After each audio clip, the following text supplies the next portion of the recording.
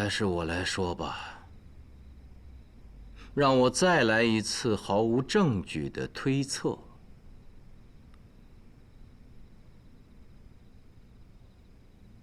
10年前，楚斌得殷阿婆所救，死而复生，心灰意冷，离开云顶。但他并没有回到自己的家乡，因为他不想，更无颜见这世上唯一的亲人阿姐楚家。楚家说过，他曾极力反对楚斌和李云回云顶，所以苏无名的推测很有道理。方炯是个商人，走南闯北，在他乡偶遇了楚斌。回家吧。好，走吧。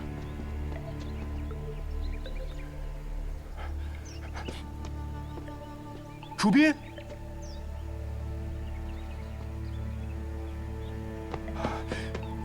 真的是你？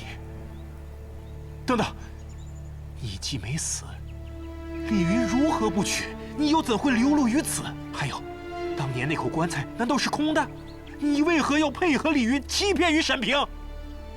方炯得知了10年前的真相，又想到了沈平的近况，昔日情人日渐憔悴，本就让他心伤。而李云在云顶的所作所为，更让他深恶痛绝。方炯的出现，也更燃起了楚斌复仇的信念。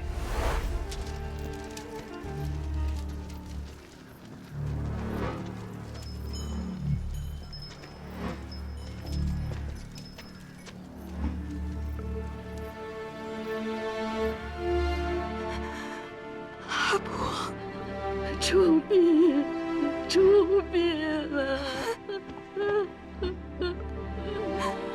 方炯找到殷阿婆，并出钱让殷阿婆把烧纸铺改为碧落小站。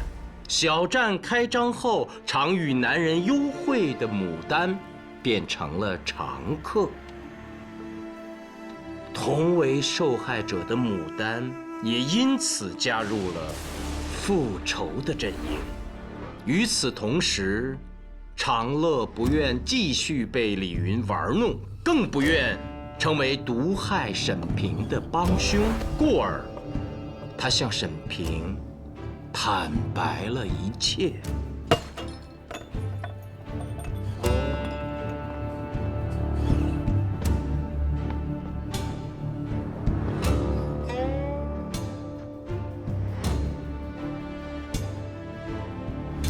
沈平找到方炯，昔日的青梅竹马，此时成了他最信任的人。方炯索性让楚斌与沈平见了面。10年前的事儿真相大白，复仇的队伍也集结完毕。方炯有些见识，因听说过利用还魂骗取钱财的所谓杂役，故谋定利用李云好色，以此计杀之。可谁也没想到，复仇还没有开始就出了意外，那就是刚刚回到云顶的楚斌被李门撞上了。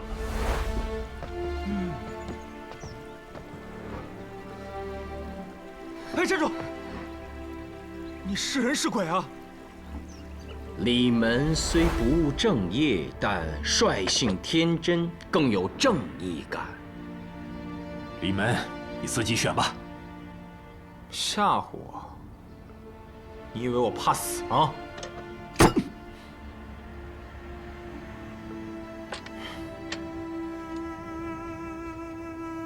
姓方的。你参与此事，莫非沈平嫁于李云后，仍与你有染。没有。你敢发血誓？若有，我不得好死。要是楚斌以身相许了，放肆！若有，我天打雷劈。那你为何参与此事啊？其言所见，历历在目，男儿热血，我不得不为呀。好一个男儿热血，不得不为，还不算我李门一个？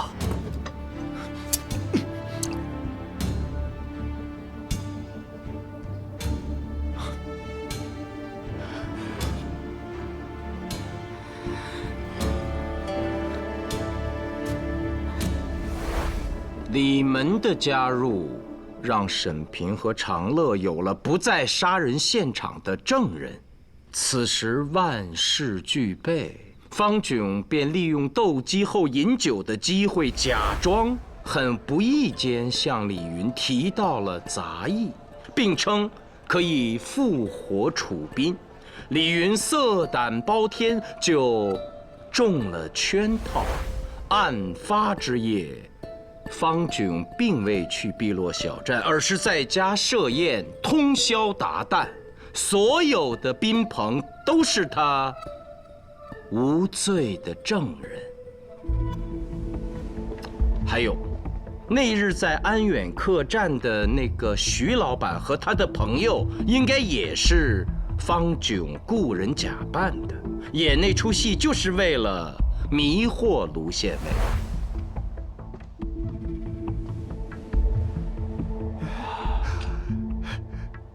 谢谢老板，谢谢老板，绝了！他真的能化身为我表姐，而且正是我16岁那年表姐的模样。多年来，终有一见，虽死无憾呐。那徐老板肯定是再续前缘，圆梦重温了。龌龊！当年我与表姐那是清清白白，那几块银铁，你不是白花了？你就说你这点出息，俗，俗不可耐。是啊，我之前一直觉得不对劲，现在想来，就是一切都太凑巧了。至于那个丁大德，因没有参与谋杀，但他知情，所以过度紧张无法入睡，就连夜赶出了喜君的这件衣服。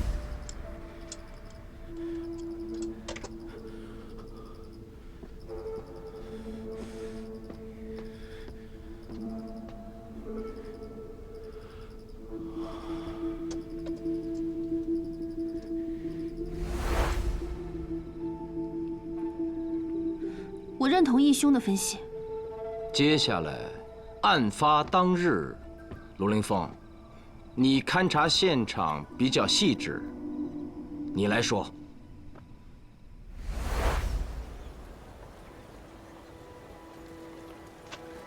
那封信是楚斌写的，至于信上的内容，就不得而知了。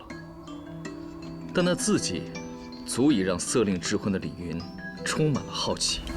而后，他喝下了自己为沈平准备的汤，因为慢毒，喝完后使人昏昏欲睡。就你话多。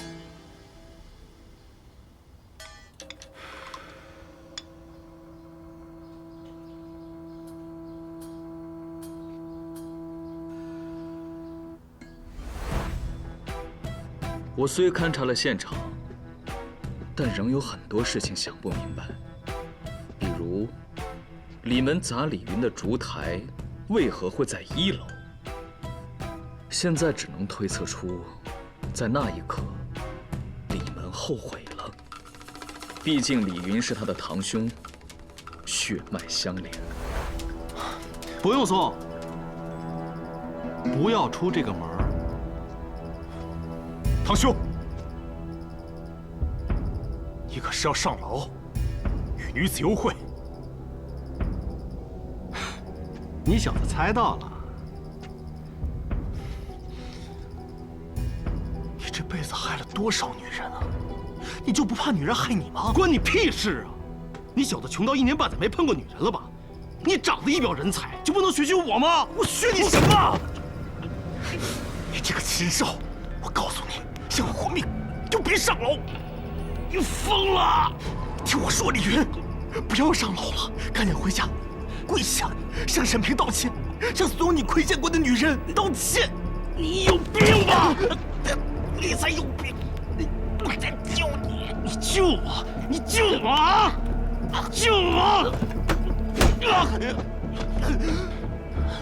混蛋啊！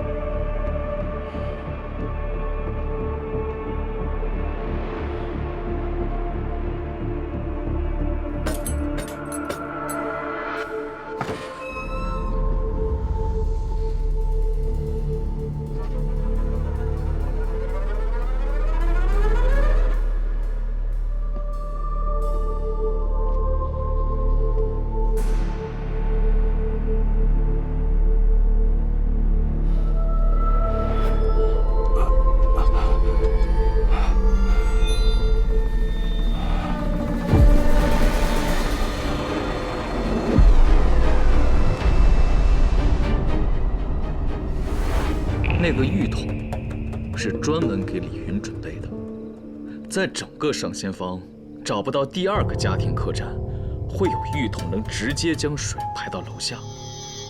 有此玉桶，就能快速将证据销毁。那个推车的老者会在每天同一时间经过后巷，李门算准时间从2楼爬下，就是在给自己找不在场的证明。苏明，再将验尸所得说一遍。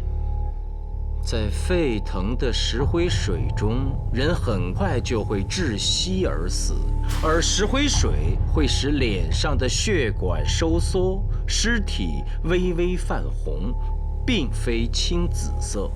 至于口鼻流出的血，恰好被石灰完全吸收，没了踪迹。而后再把石灰水经过管道排干，再把尸体擦抹干净，就毫无谋杀的迹象，而向突发病症而亡。我想这个李云就是这种死法。几位复仇者的分工就需要猜测了。首先，得有人为李云脱光衣服，放置到浴桶中。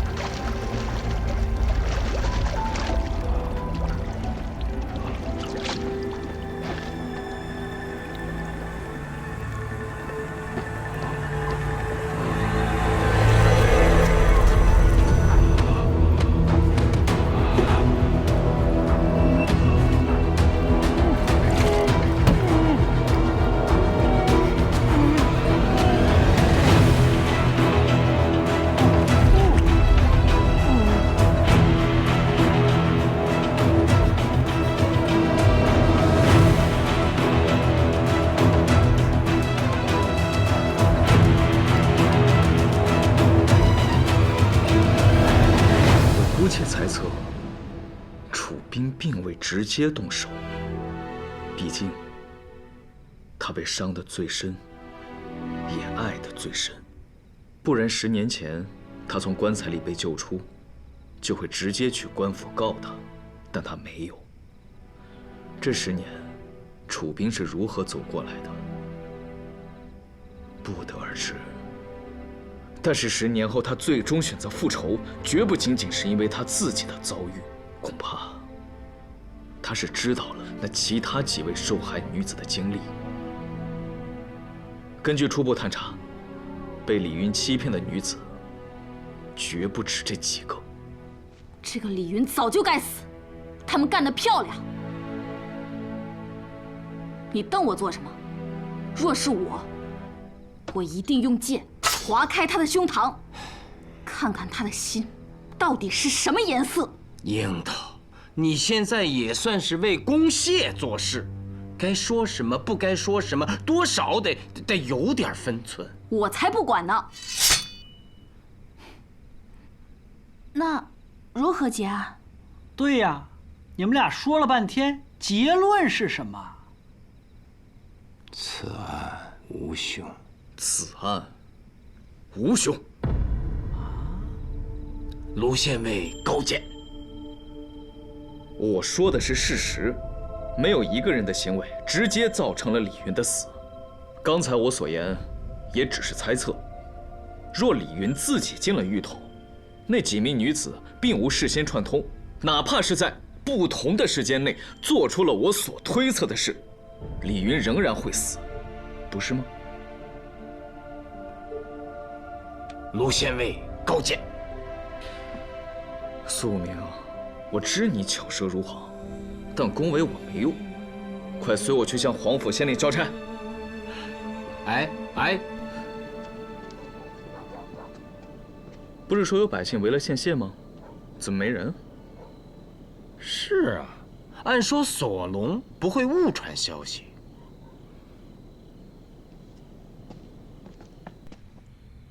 此案无凶，怎么可能？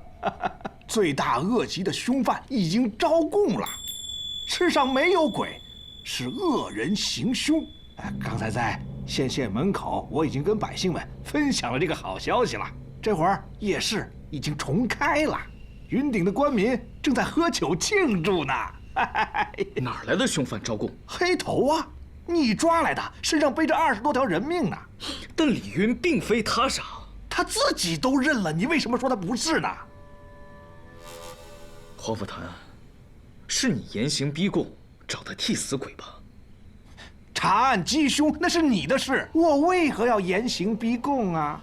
是他黑头，只求早死，点名找的我，我去找的他，结果他就招供了。这是供词，他画了呀。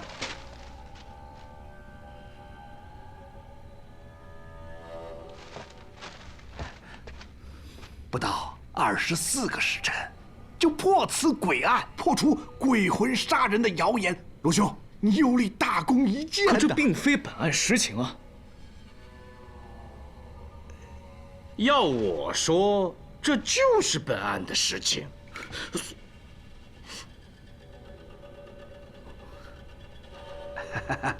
咱们是不是得去喝点庆祝一下？就去夜市，与民同乐，如何？县令这个主意好，走，喝酒去。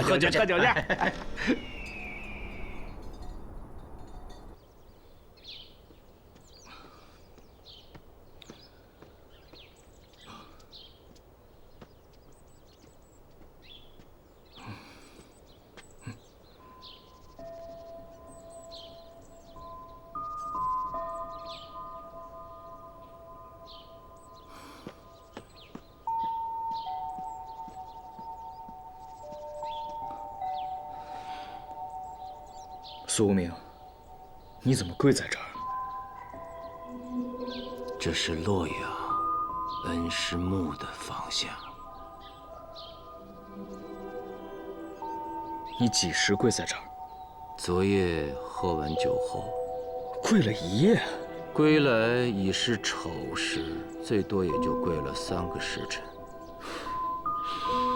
你为何而归？向恩师谢罪。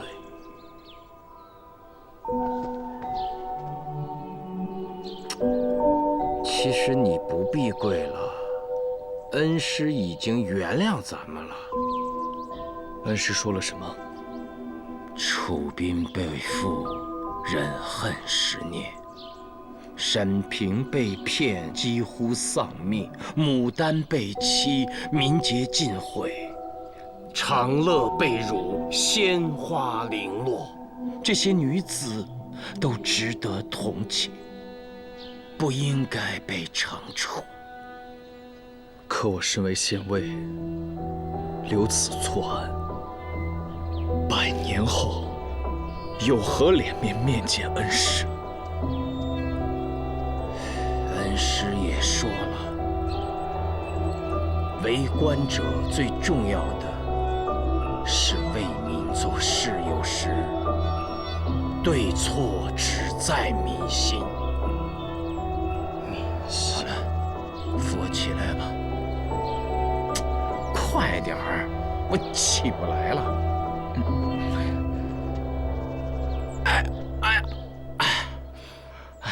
苏明，我想见见黑头。真是我杀的，我隔段时间不杀人，就难受。那天我刚准备离开，就听见隔壁屋里有人在吵。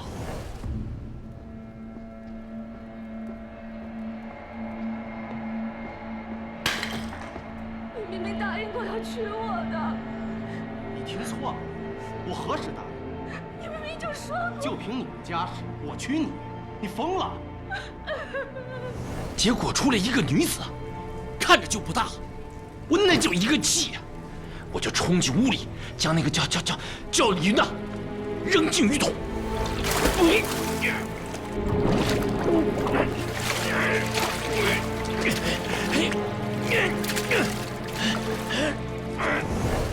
你在撒谎，李云不是被呛死的。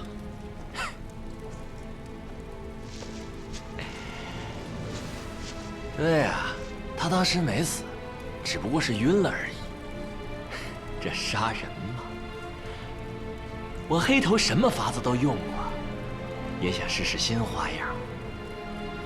那天我身上揣着石灰。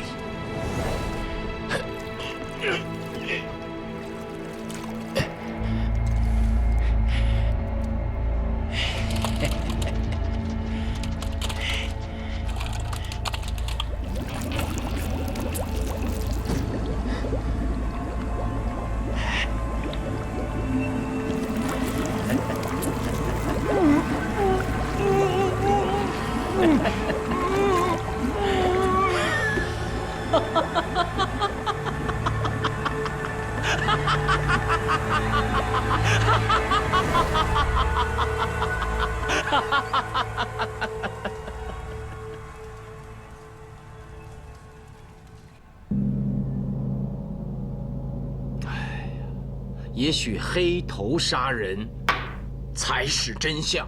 可这，我查了，黑头入狱之后，并无与他人串供。既如此，就不要想了，彻底把这个案子忘了，永远忘了。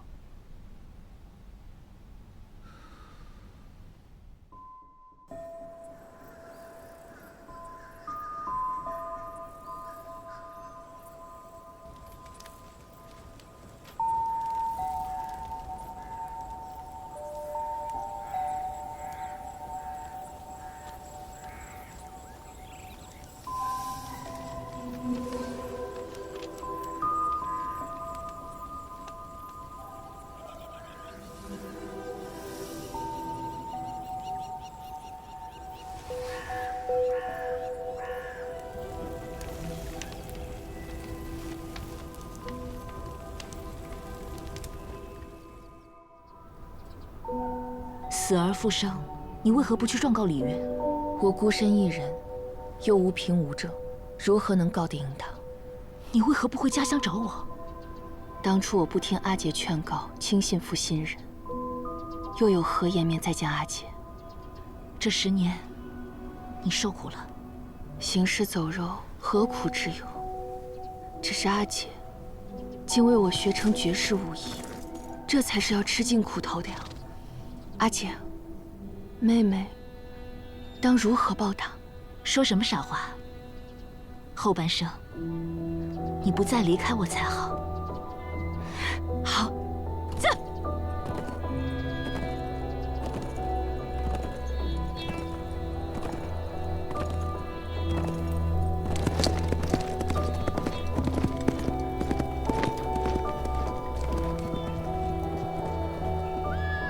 看他们的背影，好像2个女侠呀。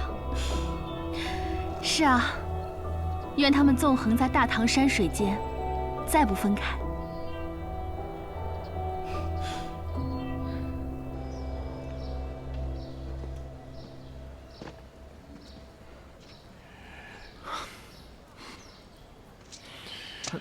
盘缠带上。少了点吧。这我不能要。哎，拿着。哎，真不行。你我歃血为盟，便是兄弟。去沙州开动摇是苦差事，若实在干不下去，就来云顶，跟着阿兄做生意。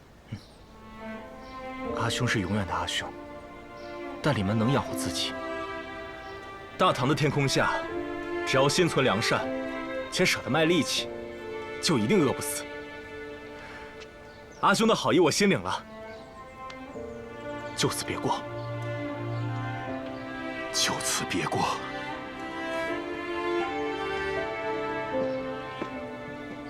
慢走啊，到时候石灰给你送到家里去啊。哎，好。牡丹小娘子，请你喝酒去啊！一边去！我哪有时间喝酒啊？我都快忙死我了。也不知道怎么了，那么多人买石灰。我告诉你啊，我牡丹可是正经人，要是不想娶我，谁也别来招惹我。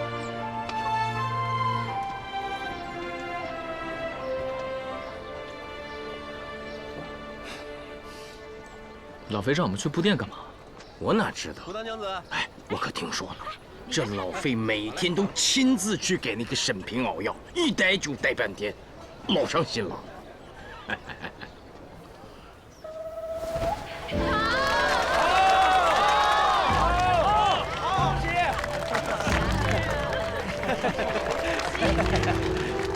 罗令风、苏无名，你们2个差一点就晚了，快来，跟我一起见证喜事。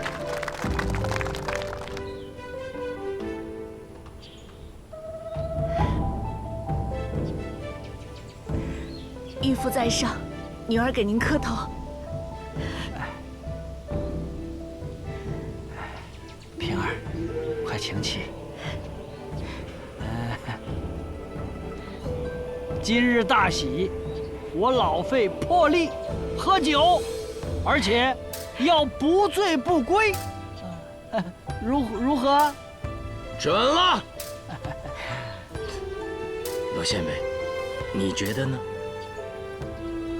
准。好。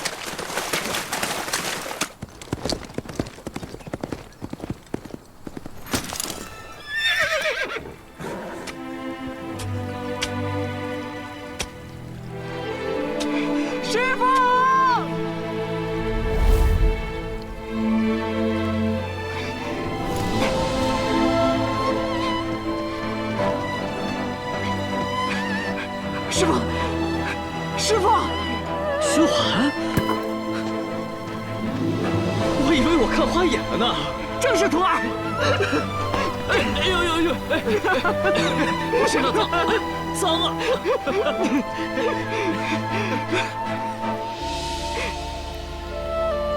半年没有见，你怎么一下子长这么高了？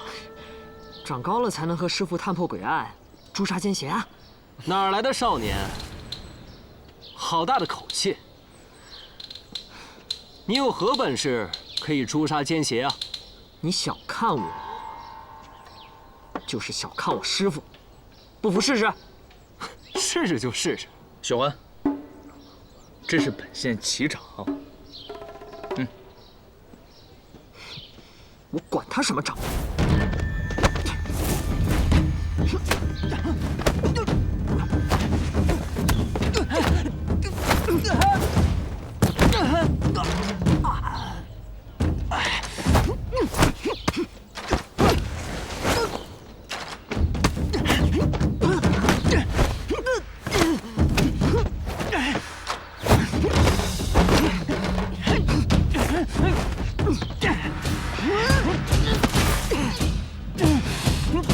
脚下。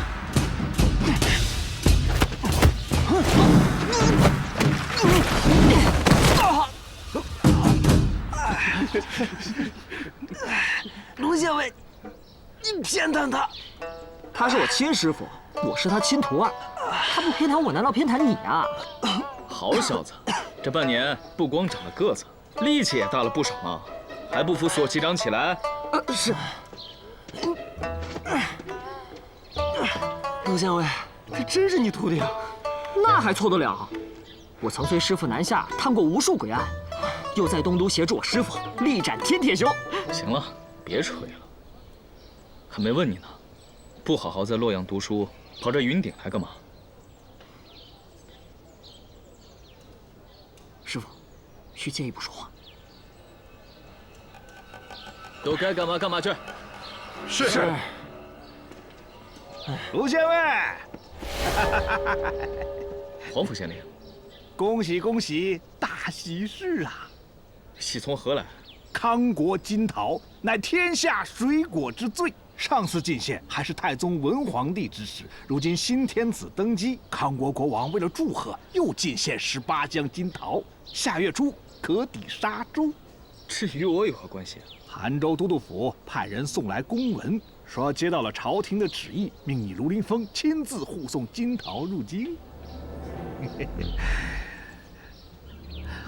卢兄，这可是你的仕途迎来了大转机呀！这是公文，上面命你即刻启程。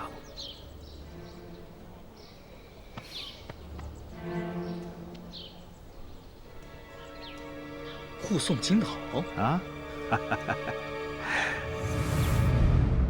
在崇念寺如何呀？有最好的先生专门教我念书，每日的餐食也都是最好的。我个子长得快，所以每隔2个月，寺主都会做新衣服给我穿。薛欢从小到大，从来没过过这么好的日子。多谢公主，寺里的孩子们都叫您菩萨了。你不必谢我，记着，以后用你的一生去报答卢林峰即可。公主让我来云顶看你过得好不好，还要你写信给她报平安。公主还说，待长安局势稳时，她会找机会让你回去的。现在时机还不成熟。如此说来，让你护送金桃回京，不是公主的旨意。当然不是啊，师父，此行必有凶险，您不能回啊。薛欢，此话欠妥。既非公主，那一定是新天子召你回去，岂能不回？新天子就是以前的太子，很器重我师父的。但是公主关心我师父，也确实真情实意，这点我能感受得到。如今公主和新天子争得厉害，长安、洛阳人人皆知，他们在朝中各有势力，说是水火不容，也不为过。师父这时候回京，岂不是夹在中间，两头难做人啊？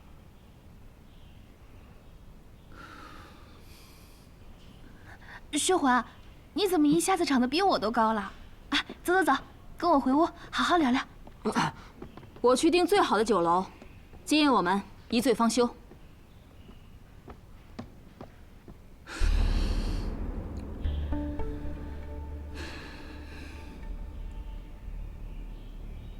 想什么呢？像我陆凌风，没机会征战沙场，却要靠护桃之功回京。回去了又能如何？能让前方的乌云尽散吗？你这是预感到前路有莫测的危险，想推辞不回。我是不想白白浪费光阴，与其陷入这种争斗，不如在云顶的田间地头，为百姓挖一条水渠。能说出这句话，恩师在天有灵也会为你高兴的。只是天子有诏，岂能不回啊？长安始终在我心头，每在梦中折返，为社稷殊死一搏。现在朝廷既有令，韩州都督府也有公文，不能不回。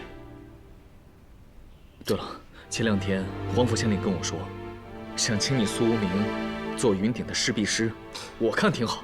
将来云顶的商业繁荣，市场秩序，就靠你了。再加上老费的云顶医馆，我陆凌风也算是给云顶留下2大能人。你这甚是悲观啊！既如此，你师兄我又岂能看着你卷入漩涡而不闻不问啊？一个人在云顶偏安享乐，就算为了喜君，我求你留在云顶，好好照顾他，如遇良人。你住嘴！喜君对你一往情深，你怎么能说这种话？再说，谁能劝住喜君不跟你回京？那可如何是好？薛环，小薛环，薛环，老费。哎呀，不到1年呐，你这英武之姿，颇有几分你师父的影子啊！有你这样的少年，未来我大唐何惧强敌呀？说得好，这句话说出了我大唐的100年之计，心系天下呀，老费。酒楼订好了，太好了！哎，去沙州之事你们怎么看啊？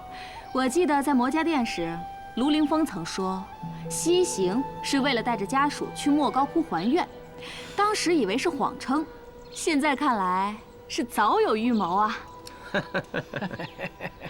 敦煌莫高窟自东晋开凿以来，以壁画闻名于天下。咱们这一路西行都到云顶了，卢县尉能不带着喜君去看看莫高窟？此生能去敦煌，确实是我的梦想。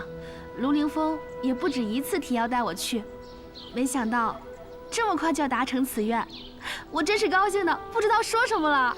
我就说他肯定会高兴吧。那是，敦煌不仅壁画闻名于天下，也是西域大漠中最亮的那颗明珠。关键是有好酒啊！那比云顶的还好呢。鸡师公，费叔，你不是戒酒了吗？啊，是啊，可我当时是说，我若不把云顶的哑奴都治好，我就再也不喝酒了，是这么说的吧？好像是吧？哎，我听说这哑奴已经痊愈90%，可还剩1成呢。那1成，就我那些徒子徒孙都已经掌握好了治疗方法了。今夏之前，我保证所有的哑奴都如数恢复如初。故此去沙州，我小酌怡情，大醉抒怀，这可以吧？这个。好，那就这么说定了。你我6人，明日启程，继续西行。去敦煌。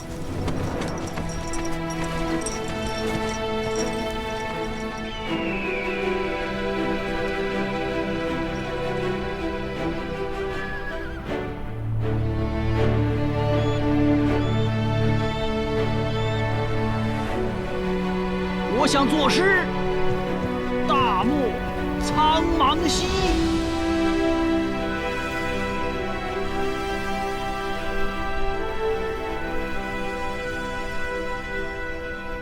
塞外苍茫兮。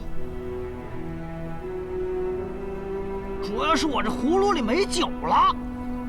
你这哪叫诗啊？哎，我倒想起2句来，看你们谁能接下去。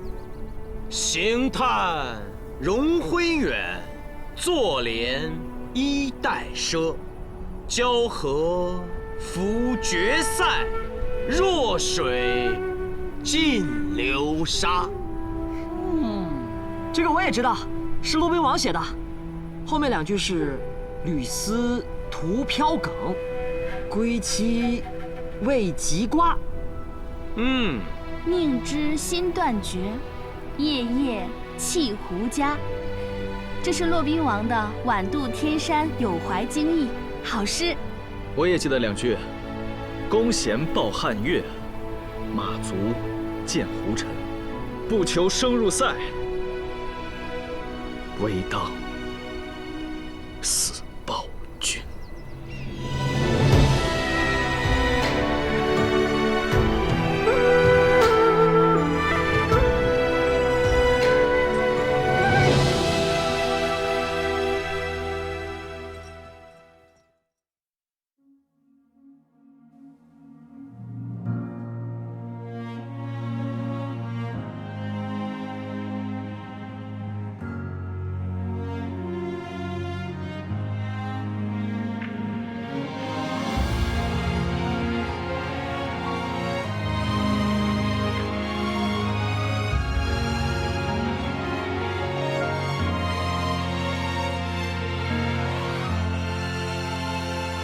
无法乱，斧头岸，马鸣萧萧彩云散。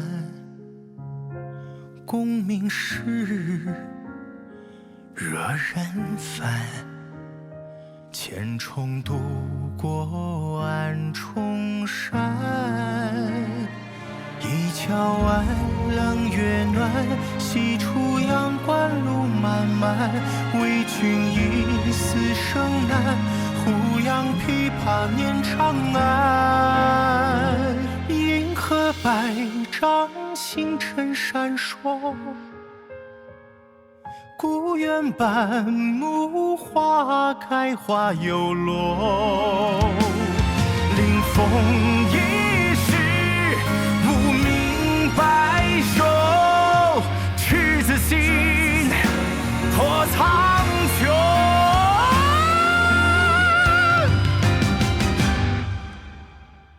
黄沙卷，金甲穿，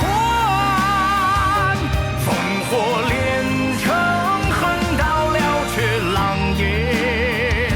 心如水，志如磐，待回首天涯远。随我夕阳，行迹万里河山。